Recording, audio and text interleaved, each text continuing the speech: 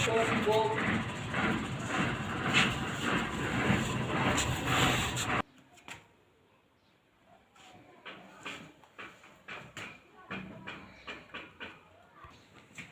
अस्सलाम वालेकुम।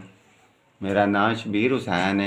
मोचियां वाला काम करना ते है 5 बच्चे ने मेरे। काम काज जिहड़ा है ये 250-300 400 जिहड़ा बनता है वो इन्हां दा रोटी टुक्कर चलता है।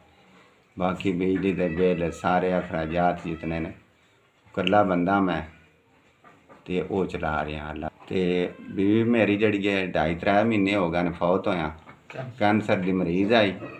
तो ये छोटे बच्चे जड़े ने मुझे इन्हों का मैं ही या अल्लाह पाक जड़ा फले। अच्छा हूँ बच्चों की जी पढ़ाई है वो 5 बच्चे पढ़ रहे हैं, इन्हों का भी मेरे ते ही है।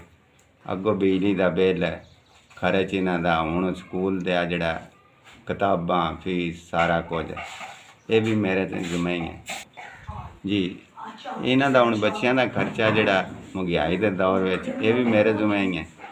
मेरे तो बगैर हूँ अल्लाह वारस है इन्हों का। या महंगाई इतनी हो गई है कि पहुँच नहीं सकता। ये हूँ जी ये जड़ा 250-300 400 लियो ना ये गुजारा बड़ा औखा हो गया। महंगाई इतनी हो गई है बहुत ज़्यादा।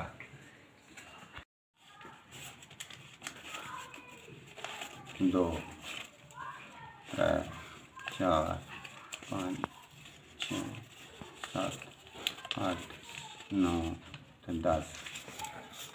अल्लाह जी तुहाडा भला करे। तुसीं माड़ियां बंदियां दी बड़ी हेल्प करदे हो पे। अल्लाह ताला तुहानू हिम्मत दित्ती रखे जेड़ा इन्हां गरीबां दी मदद करदे हो। जी मैं बहुत खुश हाँ इस महंगाई के दौर में।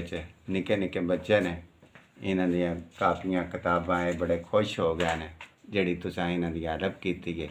कि अगों भी अल्लाह बाहली तुहानू हिम्मत देवे जेड़ा इंदियां माड़ियां बंदियां दे बच्चियां दी तुसीं खैर खा मंगदे हो।